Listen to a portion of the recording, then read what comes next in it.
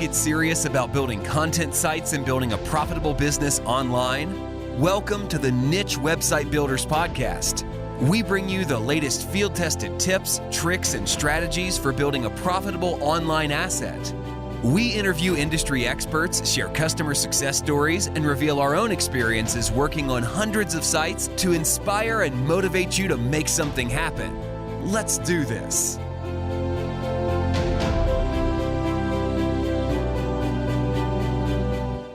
Hey, and welcome to this week's episode of the Niche Website Builder Podcast. It's me and Mark back here again.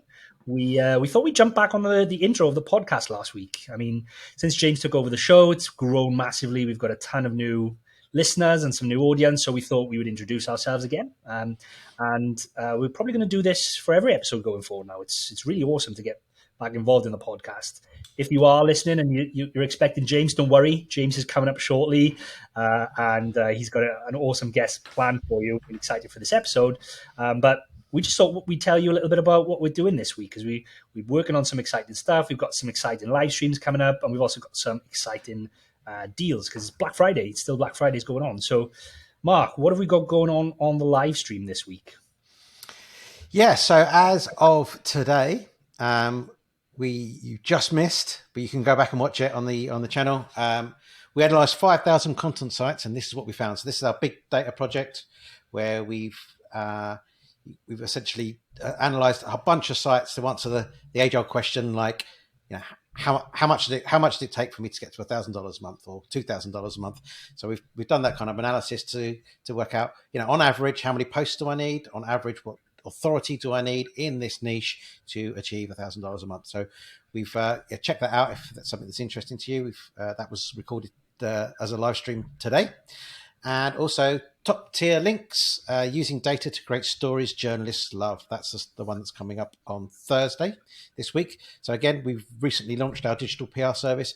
It's amazing. It's just been going absolutely fantastically. We've been getting literally the world's best backlinks for our customers and for our own sites as well. And we're loving it, to be honest. So we've got Jake, who's leading up our digital PR service. He's coming to talk to us about using data to create stories that you can then put in front of journalists in order to get some some links essentially, but some coverage. There's also if you're new to it, we also had a video a few weeks back you can search the channel for, which was digital PR for niche sites. So this is kind of an intro in really like how we go about tackling digital PR when thinking about content sites. So that's something you can look at too. That's it for now. Cool. And if you want to see those, you can just head on over to YouTube, search for Niche Website Builders, look on our channel. All the live streams are available to watch after they've been streamed as live, so you can go and find them on there. And also, I mean, it wouldn't be complete unless I mentioned Black Friday. It's probably been a crazy week so far. Black Friday's been live for about a week now, but there's still time. If you haven't grabbed one of our offers, go and grab one. We've got 20% more content on all content packages. So whether you want a one-off content package, whether you want a monthly subscription, whether you want us to build one of the done-for-you websites, whether you want to use content for one of our age domains, whatever kind of content you want to order for us, you get 20% more content until Black Friday, which runs out soon. So don't hesitate. And also, like Mark mentioned, our digital PR service, we're also running a Black Friday deal on that. So you get 5% off your monthly subscriptions, or if you commit to a 3-month campaign and you pay up front, you get 7.5% off. Or if you commit to 2 campaigns up front and pay up front for 6 months, you get 10% off. So if you're thinking about giving your link building switching around your link building, taking it to the next level, wanting to get publications and links in those top tier websites, then honestly, now's the time to load up on this stuff at the end of the year and basically get your site off to a great start, ready for 2023. So yeah. Hope you enjoy the show that James has got planned for you. The guest looks awesome. I know I'll be listening to it later and enjoying it. But for now, that's it from me and Mark. See you next week. Great. Thank you. Enjoy the show. Bye, guys. Welcome to the Niche Website Builders podcast. Today, we have Paul Lemley, and we jumped straight into this podcast. No real introduction. We were kind of chatting away and just started to record. Just because there was a lot of good stuff that we were covering before the podcast anyway. But we jump into his portfolio of sites. So Paul doesn't just run 1 or 2 websites. He's literally launching a portfolio of 50 websites, so 10 websites per quarter. And he also has a previous portfolio of around 12 or 16 sites. So he's managing a lot of websites, which is crazy. And so he dives into his processes and how he's hiring writers and editors for his website. So he's already got 12 editors and 50 writers on his staff. And then we go into a little bit on portfolio approaches, how it differs from someone who's just kind of starting or writing on one or two websites, how your niche selection kind of changes there, some of the experiments he's doing across those sites, and then where he's headed in the future. So sit back and enjoy. This episode is brought to you by Niche Website Builders, an agency dedicated to helping people just like you build profitable content sites. Niche Website Builders are the hands-off content site marketing agency you always wished existed. It's run by content site marketers for content site marketers, and they help both investors and individuals alike build profitable online properties. They provide a fully outsourced approach to content creation, link building, and done-for-you website builds, the same approach they use on their own six-figure portfolios. For example, their content packages come with a proprietary keyword research process, are written by in-house native English speakers, formatted using templates proven to convert, and uploaded to WordPress with affiliate links added so that all you need to do is hit the publish button. Check them out at nichewebsite.builders/show. That's nichewebsite.builders/show and fill out the form to get coupon codes for 10% more content or a 10% discount on links with your first order sent right to your inbox. About the writers and things like that, with paying the flat rate plus the, I guess, bonuses on top of that, it's such a good way of always retaining the writers as well. I know you've got a huge portfolio in that area, and obviously you've had to bring in a lot of writers and retain them. I guess, as you mentioned, is that one of the ways you're looking to retain a lot of your writers?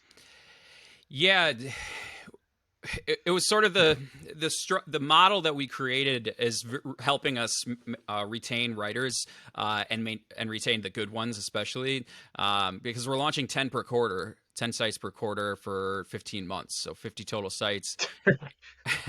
And it's just nuts, eh? You know, I thought it was nuts when we were like kind of modeling it between me and my business partners, and we started off thinking like 16 was a good number, maybe 24, and then we just like said, fuck it, can I swear on the podcast? Yeah, of course. Fuck it, let's double that and see what the model looks like and go from there. And we got to 50, and we're like, okay, we can launch these at X dollar amount with our model getting to as close to topical authority as early as possible, maturing over 12 to 15 months, launching ads at 9 months, launching affiliates at 15. Like, it just made sense to do more because it's the fire bullets than cannonballs model, and we'd rather take more shots on goal and see what happens. So, damn. Okay, so we started this podcast as a good model of storytelling, where you start telling the story in the middle of the story, and then you go back, and that hooks people in. So, do it maybe we'll bring it back a bit. Okay, how did you get started and decide on launching 50 sites or 10 sites per quarter? And then maybe you want to dive into how the hell you're even managing to do that. Yeah. Well, so my business, Digital Authority Group, we got started. Me and my buddy, my business partner, one of my business partners, Mike. We used to play spike ball, and we would talk business ideas. And COVID hit, and we kind of reconnected and talked shop a bit. And I told him about some digital things, including some acquisition strategies, and we just started vetting ideas, vetting businesses that we saw on the market, on a bunch of marketplaces, and we're like, okay, let's try to formalize this into a business and a partnership, get some funding. So we raised some funding. We ended up finding some good opportunities, got some under LOI, lost out on some. And then we came across a 12-site portfolio, a 2-site portfolio, and a single site that it made sense to acquire them. So 15 total sites we acquired in early 2021 across, and wide swath of niches, wide swath of strategies. A lot of them are product and product review and buying guide centered. So we did take some hit in the last couple of years, which sucks. But then again, we entered this niche and authority site model in a way that positions ourselves well. It positions us well to do more than just the acquisition side. Our 12 site portfolio was I like to call it an acqui-hire because we retained two editors and one SEO manager that are phenomenal talent. We love working with them, and they've kept up with us as we look to scale. And so they made it easy to get our beak wet on the acquisition side and build the organization, build some talent, bring in some new editors, bring in a bunch of new writers, build our processes in a kind of a easier way because it's business. They're businesses that are running and cash flowing and stuff. So, and we tested a lot of things. We were trying to drive growth with sites that were already suffering when we acquired them. So we knew they were going to be a turnaround. We just didn't know that they were going to be this difficult to try to turn around.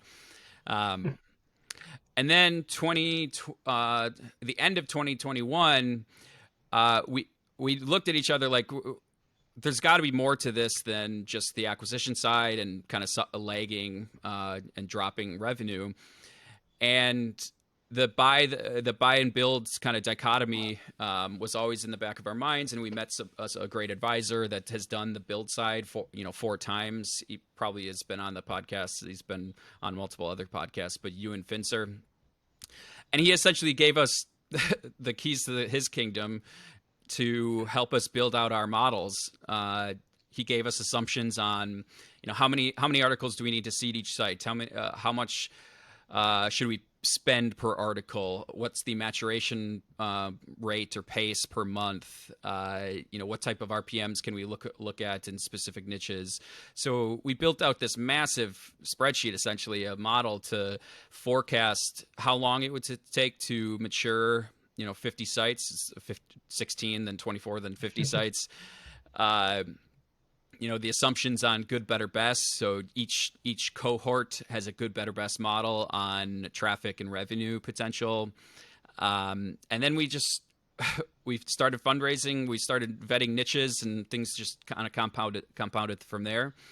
And right around end of April, we had enough money in the after our $1 million goal.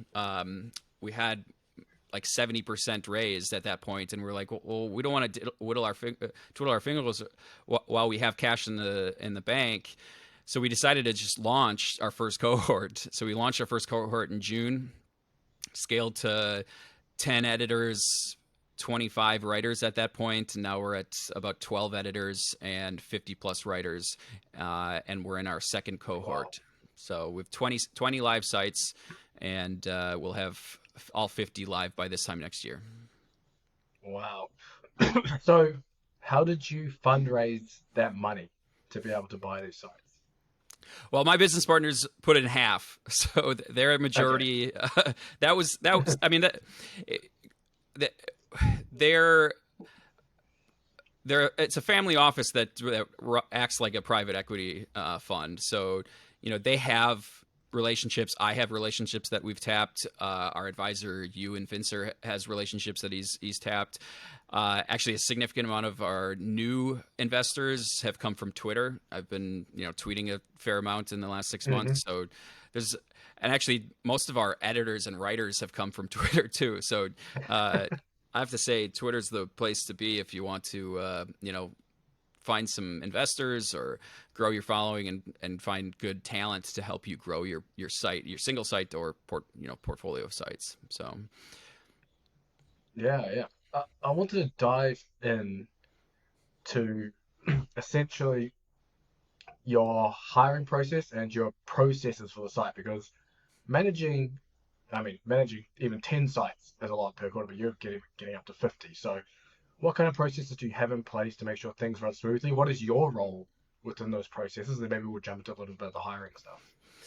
Yeah, I've consciously tried to step back and let my leadership team tackle a lot more over the past 6 months. Ever since we started launching the 50 site portfolio, is I couldn't be the the one instigating everything and managing everything. Yeah. It would have been impossible even with the first 10 sites. I just couldn't do it. So my leadership team essentially kicked me out of a lot of decisions and said, "Hey, we'll tackle onboarding and vetting and the process." So Brian is a fantastic lead editor. He does the hiring, the sourcing and vetting, hiring, onboarding, training for new writers and some of our new editors. Anna is a fantastic lead editor that does primarily on the editorial side. So content briefs, training, a lot of one-on-one training and group training, quality assurance. We do a ton of quality assurance checks along the way with new writers, existing writers that are launching new sites, so they're usually unfamiliar with the niche or unfamiliar with the new writers that they have for the site.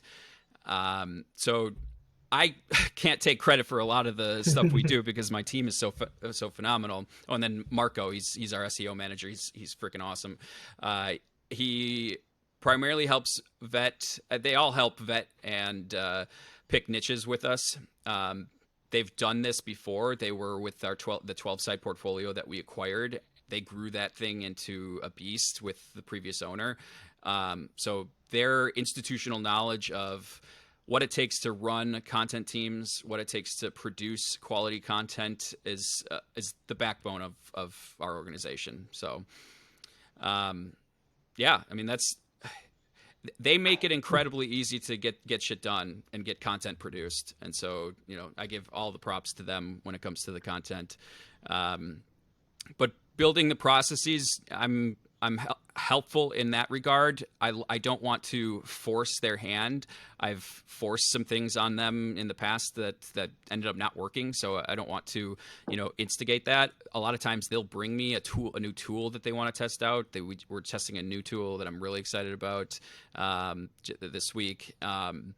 And they build the processes with the editors in mind, with the writers that we have in mind, and with the niches that we select. So, each niche has different characteristics that we need to reshape things and strategize around. And they're really the instigators when it comes to building out processes and streamlining everything. So, yeah, so you've obviously got a great team. So then, what was your hiring process like then to find these people? Obviously, you can find great people like this, or you can potentially find duds. Yep. So you want to maybe run through how you did that? For writers, it's a bit of a crapshoot because there's I just checked the other day. I think we have 500 writers that we have yet to vet. So it's sort of, you got to build the funnel first. We built this great funnel to bring in writer and editor interest. And then Brian essentially goes through the vetting, the submission of our form, all the data that we collect there. He's been doing this so long, he can weed out the bullshit very easily. And he doesn't even talk to those people. So if he does invite someone to submit test articles, so we do a lot of testing, at least 2 articles per writer. We're doing a lot of time. If they do get a test from us, it's likely we'll bring them on to do the test and also do actual production for us. We don't cut a writer until they've proven themselves they can't facilitate the consistency, and they can't communicate, or their content is shit. So, or what we're dealing with now is it's AI written. So, yeah, that's a little bit of the background. Some of it's we have some ways to facilitate it and processes to improve, but Yeah, that's for writers. On the editor side, it's a lot different. We take a lot of more time to vet and develop relationships with editors. A lot of them have been writers for us in the past and currently, because then they know our processes. They know exactly the type of content that we're looking for. They've established the relationship with us and other team members, so that's an easy flip of the switch to bring them on as an editor. Early on, I developed the relationship with the newer editors. Some were personal connections, some were from Twitter, some were direct outreach because I've seen their work before, or some I've worked with in the past, that sort of thing. So the editor, I think, is where a lot of niche site operators can invest a lot more of their time and to develop the relationships and the trust they need to act as actually act as an operator for the site. Actually, we trust our editors to be the operator of the site because we're publishing 1,500 articles every quarter. Our QA team is going through as much as one by one as possible, but they need to flag things. They need to work with the writers and establish good working relationships with them and cadences to get the job done in 3 months. So yeah, there's a ton of nuance, but there's so much value in bringing on and establishing a onboarding process, a search process, vetting process that can really weed out the weed from the chaff, especially since there's so much more talent than there is jobs right now. People are getting fired for left and right, and they're falling back to things like writing and development and photography and things like that. So we need to be cautious on who we develop relationships on the writer and editor side. So how many of them are full time then? I'm assuming on most of your editors are full time. We have 100% contractors. We don't work with any W-2 full-time employees. I'm not even a full-time employee technically.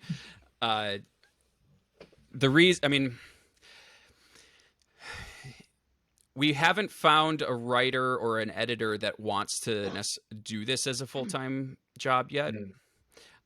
There are some that we're working with to bring on potentially as full-time contractors to start, because we're growing. We're working on we're doing client work now because people are clamoring for this scaled content production capability that we have, and so we're thinking about flipping the switch to some full-time employees as we scale. But it's just so easy to work with contractors that. Writers that they want to publish, or they want to write 4 articles a week. They don't want to write a dozen or more and have that pressure. And then on the editor side, many of them have existing jobs or other part-time jobs that they're trying to balance, and we don't mind that. Our only stipulation is get 150 articles done in 3 months. We didn't make that target the first time around, and we probably won't this next time, but we still try to make that quarterly goal for each cohort, and we push them sometimes hard, sometimes we're lax about it, but we need to make this cadence so we get all 50 sites live within our timeline. So how do you retain your contractors? Because the last thing you want, I guess, is a lot of churn with your staff, especially when you're running a big operation like this. So is there, at some point, you can only pay your writers or editors so much before it starts to eat away at how much you're making at the business. Right. So how are you looking to retain the talent, basically? Well, we're already paying we're not paying the most per article for writers or editors, but we're paying high enough that they don't feel the need to go searching for another part-time job or contractor work. The other thing is our leadership team and me, it's our job to make their jobs easier so that they produce the best content possible. So whatever tool we can use to simplify their work or speed it up, we're interested in doing. As long as quality is maintained, we don't care how long it takes them outside of the 3-month, quarterly, launches. And we're not hounding them to, I think the average pub rate needs to be like a 12 or 13 article per week cadence if they want to make that 3-month mark, but we're not hounding them to make those weekly goals to, so it's not pressure. There's no pressure to get things done. We give them as many tools as they need to, be as effective and top quality as possible. And, outside of that, we just leave them alone. Nice. So how do you decide then what niches you're going to go into? Because you've got a 50-site portfolio. It may make sense to almost do most of that in one niche and kind of dominate that one niche, or spread your risk as such over multiple niches. So how are you deciding what you're in? How many niches are you in? Are you able to share maybe some of them as well? Yeah. So niche selection is very different, in my opinion, when you're a portfolio when compared to a solo operator picking one site. We approached it. We knew we were going to we knew we were going to be diversified across multiple niches.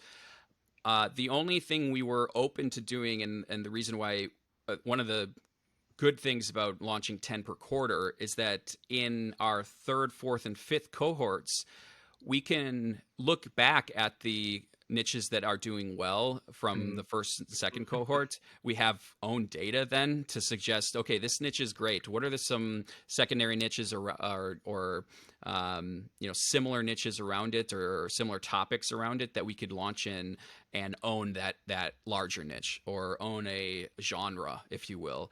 And I can't share what niches we're in. There is one that we may be more open to because we're shifting our launch strategy with it because it's such a huge opportunity at the moment. But had we talked about a month and a half from now, I think I would have been more confident in telling you. So maybe I can tweet about it later. But so the reason I said the niche selection is different for portfolios outside of, or when compared to solo operators picking a single niche, is there are a lot more variables that you can play with outside of the own data that I mentioned before, launching subsequent niches later on. And those are things that can really benefit a brand, an authority site turned brand later on. So we're not building these sites to be, 100,000 page views, 500,000 page views a month, maybe earn $5,000, $10,000 a month in revenue. We want everyone to become huge brands later on, even if they're not huge, they're medium to large media, companies that we can flip or scale to much greater heights. So when you're a solo operator, you're taught to pick a niche that you are interested in, you have passion around, you have knowledge around, because you're going to do most of the writing. That's fine. I think it's mainly okay to think about, but I think it misses some points. The other two is for a solo operator, there has to be search volume, and then ad RPMs and affiliate programs. They need to be available so you can monetize later on. Those are like the 3 or 4 kind of things a solo operator is looking for. What we're looking for outside of that, outside of expertise for the niches we're in, is conviction. How high conviction do we have that we're going to get to at least $1,000 in revenue from ads and $1,000 in revenue from affiliates? Because if we can get to 1,000, we know we can get to 10,000. If we can get to 10,000, we know we can get to 50.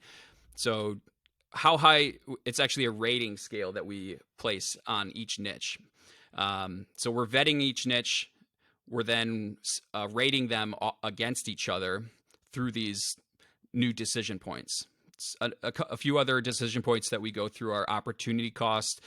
The question of, if we don't enter this niche, are we going to regret it in the future? Do we have an unfair advantage? Do we have a moat existing? Do we have a relationship with a brand partner or a new alternative distribution partner? Other moats can be expertise. Do we have an influencer or an expert in this space that we have a great relationship with already, or we can establish a relationship with, and they can be the face, name, image, and likeness for the site, or even a writer, editor on the site? What's the content cost? If is it reference content that's cheap to produce and we can get it published as soon as possible and then enhance it later on with experts, or is it really technical content that we need to overpay for the writer and editor to really crank on quality there? I mentioned diversified traffic sources and timeline. Traffic decay and reinvestment timeline. That's another factor that's it's not a huge thing we look at early on in our vetting or niche selection, but it's definitely in the back of our mind. Is if it's reference content, maybe we can let it go for 2 years. If it's newer content like technical content that gets updated every quarter or every 6 months, then there's added cost there that we have to factor in. Mm-hmm. And then the other thing is own data from our sites, data from similar niches, data from partners and advisors that we have. That own data is really helpful, especially, and I mentioned you and our advisor investor. He's launched four portfolios. Some of them are themed, and he's in some spaces that we know we want to jump into. And we may be competitors, but he's an advisor investor in our portfolio too, so he wins either way. So there's a lot that goes into our niche process compared to maybe a solo operators, and I think the way our process of building out a rating system with all these things in mind, with all these alternative decision points in mind, has been really helpful for us. And so the first cohort we decided on, really, what are the top ones in that system that we built out? And then our second one was, okay, we hit the top. Now, what are the lower ones that are some miscellaneous, maybe some risks that we can take here and there? So each niche we like to select one, maybe two that are miscellaneous. There's no real market for it, or there's an approach to a niche that we want to take a risk on. So yeah, that was a lot. Yeah. Are there any niches then that you actively avoid based on your kind of analysis there? I mean, NSFW stuff we don't touch. We've been tempted for a while to do some sports betting but I've had a little experience in that space, and it's so incredibly difficult. I don't know if we could build. We're firing bullets, so the bullet needs to become big enough and fast enough to make sense. And that space is, I'm not sure we could in our model make that work. What other spaces? We're pretty agnostic in that we know we can recruit good talent regardless of the niche we're in, and we know what good content looks like. So it's less of a, is there a niche we don't want to? I mean, porn, we don't want to. I mentioned NSFW, but we have no interest in that. So, I can't think of any that we absolutely wouldn't besides those. So how are you then? I guess, how do you define good content? Like, what is good content? Because obviously you're doing this at scale, so you've obviously been able to identify, this shouldn't be published, it's not going to help us rank, and this should. So what are the things on the page to you that signifies that content is good and ready to publish on your sites? That's a good question, because in my opinion, there's different stages of good content. With early sites like ours, when we're firing bullets and then reinvesting and growing into much larger media properties, the first goal is to get indexed, and get cranking on growth in SERP. And so this is tough because I don't want to say our content is shit when it starts out, but it, like anything, we know it can be improved. So we're focusing on all of the all of the great identifiers of a good piece of content: solid title, great H2s, subsections that cover the topic in its entirety. And that's actually one of the things we tell our writers is we don't have a word count. We tell writers we don't pay by word. We pay per article, and the only requirement is that you cover the topic in its entirety in the simplest and clearest way possible. Those are the only two requirements we tell writers, or at least instructions. Great media, so imagery and video. If we can video, especially if we can do for the niche, we actually have video programs that we start likely the 6 to 9 month mark once we see where the niches lay out in each cohort. Internal and external links that support and add value. I mean, all the classic identifiers of great content. That's like the first bar that we want to reach when we publish and mature a site. After that, it's how do we weave, almost looking at it as a product, in a product point of view, how do we weave these 150 articles or more or less into a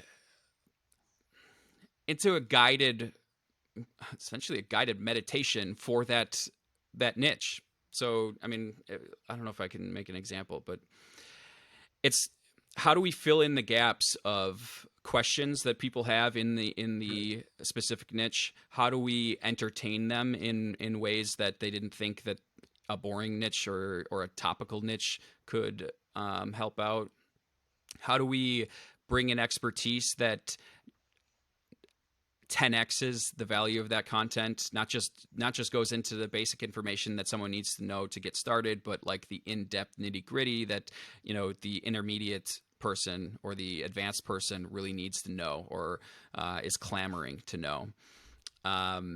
So really weaving that content together in unique ways, but then also going after new audiences is how do you build a brand that is all encompassing for one specific individual, one audience target, and then from the beginner to the advanced, scale outward to meet those demands. So, yeah. Well, before I actually go into your, I guess, keyword research and kind of content publishing process there, you mentioned video. Are you doing YouTube on top of these blogs as well?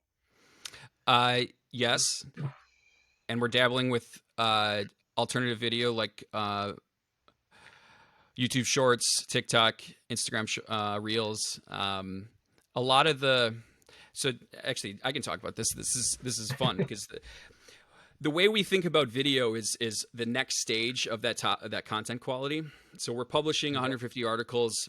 After we mature it for 3, 6, 9 months, we see what content for each site is doing well, what sites are doing better than most. So we pick and choose which ones to facilitate this next step of quality or depth with video. And we're actually working on something that I've coined the term minimum viable expert deployment. So what is the minimum amount of information gain and additional media that a site needs to add to an individual piece of content or a wide swath of content to show Google that your expertise is 10xing. Your expertise is getting way more advanced than your competition. So when we work with experts, and this is part of for our leadership team to dive into delivering or outreach to experts to bring them on, we say, what's the minimum amount we need this expert to do for us to make their work valuable for the site? So in our eyes, the minimum amount an expert needs to provide for us is their name, image, and likeness available on the About Us page and on any page that they touch, meaning if we ask them to edit or contribute to or quote or review 20 articles out of the 150, 20 of the top articles, we need to place their editorial byline somewhere on the site. So name, image, and likeness on the About Us page, name, image, and likeness on the byline on whatever content that they touch. And then we're going to do at least a 2 to 3 hour interview with them talking about really diving deep into specific topics that weave those articles together. And then we'll cut up those videos and deploy them strategically throughout the content and YouTube and socials and stuff like that. So that's the minimum viable expert deployment that we're working to get to for a lot of these sites. Is if we're going to work with an expert or 3 experts for a site, we need to convince them, sell them on the idea that they're going to contribute heavily, and this is why they're going to contribute heavily, and then this is going to how much we're going to pay them to do so. In most cases, sometimes they're more than willing to do those 3 things for free. So yeah, I like that approach, because it's almost like the interview and cutting it up. It's almost like doing one big podcast and just repurposing it for all your content, all your social media over and over exactly. again. Yeah, anything to simplify things especially for the expert. The expert doesn't have time to do, a ton of work for you. So you got to simplify. You got to give them a batch of articles to review and enhance, or even just at the minimum give some quotes on. You got to give them an easy to do video thing. They don't have the video technology or capabilities most of the time. So just get on a Zoom with them. Even get on a call with them. If it's audio only, the audio's fine too. I mean, that's helpful. So, I mean, you can do quote cards and with audio overlays for video if you want. Those are helpful. So, yeah, for sure. And I wanted to come back to your content creation process too. Like, I guess a lot of people have different approaches to how they look to publish. It sounds like you're publishing a lot of articles relatively quickly, so you might fill out almost that topical map pretty fast. But I guess there's a few different approaches. You can attack the low competition stuff and work your way up. It could be, attacking even the higher competition stuff first and then working your way down. Is there an approach that you guys use over all your sites? So the goal with the reason why we chose 150 articles is in my opinion, and in some of the data that we have from our advisors and our own portfolio, is 150 articles in most cases, or I shouldn't say most, in some cases is enough to get to topical authority, at least at a 40,000 foot view of a site. I can talk on why we make that assumption and the data and stuff, but I think that's less interesting than diving into when you do a portfolio like this and you're not motivated to get the incremental revenue, meaning you're not trying to get to $100 as soon as possible. We don't give a shit about the $100. We give a shit about getting our site to topical authority as fast as possible, so that Google knows not to ding us later on. Google knows that we're covering a topic in its entirety. We're not just going after low-hanging fruits. We're not just going after low keyword difficulty keywords and lists of low difficulty keywords. Man, it's a mouthful. And high search volume keywords. We're going after the entire topical map that is going to get us to topical authority as soon as possible, and that because we can fill out the gaps later on. We can go after those low hanging fruit later on.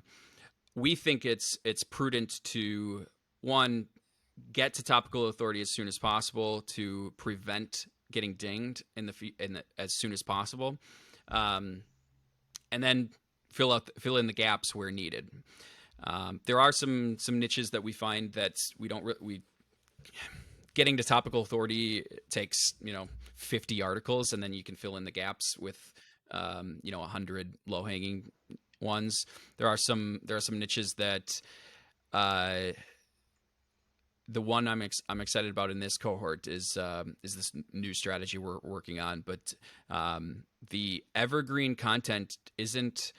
We can probably get to 150 articles, but we're going to do like 120, 125, and then reserve some of that revenue or some of that cash to do more video and kind of a site launch, if you will, to grow in other mediums. Has any of your sites been hit by a Google update? I guess any of the ones you've launched recently, and if so, have you been able to distinguish kind of why some were hit and why weren't, or why some weren't? None of our new sites have been hit. At least it's too early to see significant, data to suggest that they were hit. But our current portfolio our acquired portfolio is more plateaued than anything. They aren't. I mean, they were hit 6 months ago, but they bounced a little bit back, and then they've plateaued. So the most recent updates, not so much. Gotcha. And then you've also planned some experiments as well with your current batch of sites that you're releasing. Do you want to maybe dive into some of those if there's anything you've got there? Yeah. Okay. So this one where, man, I wish I could say the niche.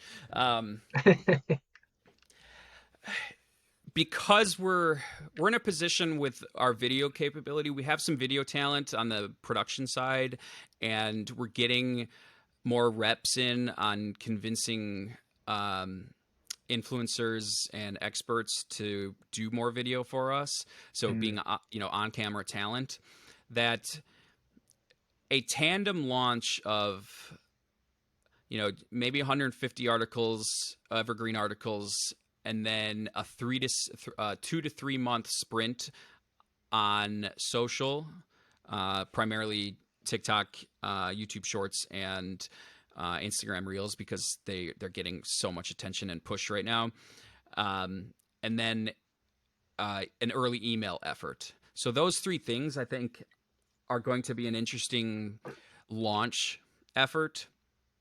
And then with this niche, we're already having conversations, or we've been introduced to some early brand partners that could essentially pay for, continued compound, social effort as well as evergreen content effort. So, and then news.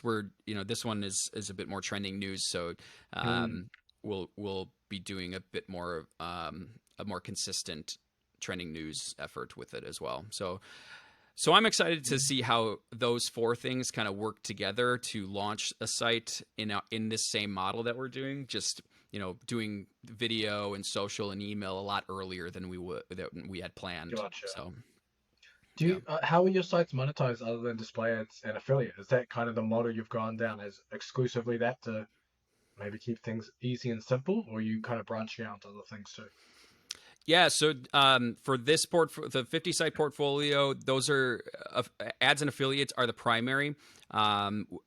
Matt Diggity just did a video on selling sites. I don't know, yesterday. Yeah. From this based on this recording, and he mentioned leaving things for a future buyer to do. So we typically want to just do ads and affiliates, get as much revenue from those, build cash flow and potential sale price, but then leave some other revenue streams on the table. Some ones we've dabbled with are communities, paid communities.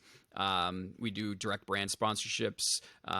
We've done even paid agency work too. Like DAG will be your agency. We have these sites. We'll deploy native content, or sponsored content, email sponsorship, podcasts. So we've played with our company. We've played with other revenue streams and done okay. Always can do better, but with this portfolio, it'll primarily be those 2 until we get to like the 2 to 5 sites where we want to really launch into massive media properties. Then we'll those are the sites we'll keep for 10 plus years. So, do you have a preferred display ad network that you use? Then have you tested, since you've got such a vast portfolio? Have you tested different ones? We've tested all the 3 major ones. I've never used Google AdWords or AdSense. I don't see the reason why, or I don't see any reason to use it. We lucked out the 15 site portfolio that we acquired. None of them had monetized through ads, so that was an easy revenue ad for us. A few were large enough to go on Mediavine right away. We brought one off of Mediavine onto AdThrive, and it's still currently there. And then the rest were deployed on Ezoic, so we're on all three. Gotcha. And do you have a preference for anyone or? See, this is where the dumb drama in the niche site community gets you in trouble. It's like everyone's got an opinion. You know, I just want to know if you've got any data or anything. You know, maybe you've seen something that others haven't because you've got so many sites. It can be, what do you call it, prefaced with, this is from your experience. No, like to be honest, it comes down to like the ease of use because we have so many sites. It's like who's the easiest to deploy, who's the easiest to work with, who gives us kind of bespoke or hand holding once in a while. I like Mediavine's product, like just the interface, but that's a horse and a piece. So AdThrive has the shittiest interface. Mediavine in our experience, has the better ad rates. Ezoic, I dig what Ezoic is doing, even though some kind of dislike it, but I don't mind Ezoic as much as everyone else seems to dislike them. And I've had conversations with the guys, and they're fantastic. So I'm not a shit poster like some in the community. So no, fair enough. I wanted to dive into your off-page strategy as well. You've got a huge portfolio. Obviously, it sounds like you put most of your funds into the content creation process, editors, and all that kind of stuff. So I guess one strategy you could think of with having so many sites, if you've got similar niches, it's almost like your own network of blogs. So one, are you ever linking between sites that you own? And two, what are you doing for off-page? So we have linked between sites, but we're not really like keen on it, just to be safe. Everything we do is about risk mitigation. So the sites would have to be, or the articles would have to be incredibly. We take the same approach like we would with any link opportunity. Is this topically the best thing we could possibly link to? And if it's not, we'll improve it on our one site and then deploy it on the other. But we're not really actively looking for link opportunities throughout the portfolio. It's if it happens, it happens, and it's beneficial. But we're not keen on a link building strategy. We're dabbling with a little paid link building at the moment with some of the sites just to see what opportunities come about. But we've had a lot of success with organic backlinks coming our way, as well as with our experts and partners that we work with. That's an easy ask with an expert. It's like we're gonna promote you as an expert on our site. Will you give us a backlink from yours? Like that's a no-brainer. So that's my opinion on backlinks. So nice. And then I guess within those, oh man, I just had something to ask you on then. I completely forgot about what I was going to ask you around the off-page stuff.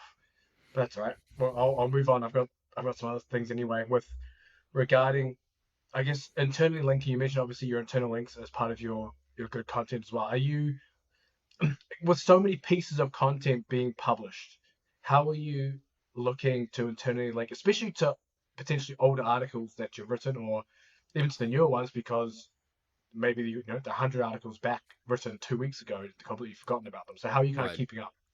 Right. Well, it's a requirement for our editors to add at least 3 internal links on day one for a published article. Our Q&A team goes through and they'll add them or improve them if they're bad choices for internal links. And then we have a cadence for every cohort we launch, the 3 to 6 months after it's been launched, in that period of time, we'll have improved, most of the top content. We will have added a lot more links. We do use Link Whisper, even though it's, our SEO manager is so much better at it, doing it one by one than Link Whisper could, give us. It's been giving us some odd, link recommendations, but it's a process. It's it's starting from the publishing of the article, making sure that there's at least, some to index things. On the quality assurance side, that's a big one because our top SEO talent are looking at quality assurance, at quality checks, and then each time we do checks and improvements of the content as they mature, as the sites mature, we're looking at link opportunities. So nice. And then what is, I guess, next for you in the portfolio in terms of kind of where you are now and kind of where you're looking to go, what you're looking to implement, I guess, over the next few months? Well, the next few months, we're looking to close our $1 million fundraise.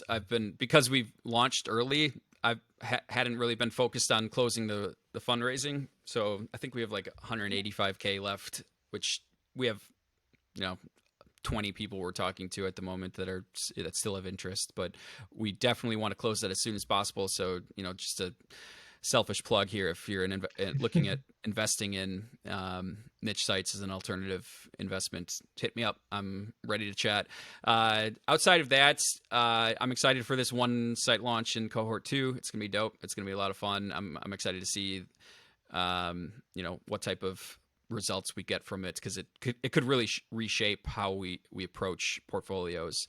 And not that I don't want to overemphasize that because it could be shit. So, and then in December, I'm hunkering down to build out a new model. We're going to be launching Legion Media 2 fundraising effort in probably beginning of Q2, middle of Q2, 2023, because with 50 writers, 12 editors and growing, we want to keep that talent as long as possible and continue to launch great portfolios. And so as soon as we're done with Legion Media 1, we want to roll into Legion Media 2, which means we got to have fundraising in and plans for how to improve the model. So damn, it sounds like a lot. And then as someone's actually interested in investing in your portfolio, what do they get out of it in terms of returns? How does that all work? Yeah, let me pull it up so I don't misquote it. So minimum investment is 25K checks, preferred 50K, but we'll take smaller checks just to get people involved. Our LPs, the way we're incentivized as the operating entity, if you will, is on a waterfall. So we earn 10% on the first $1 million in revenue, which is getting people their money back, at least initially. And then so the investors earn 90% of the first $1 million, 75%, 25% for the next $1 million, and then anything over $2 million in revenue in earnings and net earnings is 50-50 split between our operating entity and the investors. So yeah, we're really incentivized to make sure this, one, we get people's money back as quick as possible, but two, we make well over, 2-3 million, 4 million. So and more. If we can get, if we can get one site to like NerdWallet size, like that's, that's always the ideal. Off to the races. Then we're off to the races, and like, yeah, that's a huge win. That's a home run.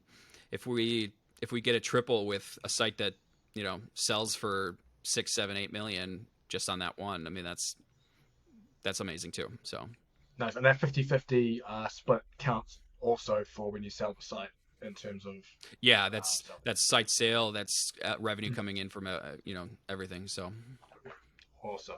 So if anyone's interested, check out Paul on Twitter. Do you want to maybe plug your socials now and so people can find you? Yeah, it's PA Lemley. That's PALEMLEY on Twitter. Yeah, that's the best place to follow. Yeah, nice. I'll chuck it in the notes for the editor to throw in the description too, so people can find you if they need to. But other than that, thanks for coming on, Paul, and sharing what you're up to with your huge multiple portfolios, growing portfolios in this space. Hey, it was a lot of fun, James. Thanks so much. Thanks for tuning in, and I hope you enjoyed the show. Don't forget to like and subscribe wherever you're listening. Until the next episode, goodbye.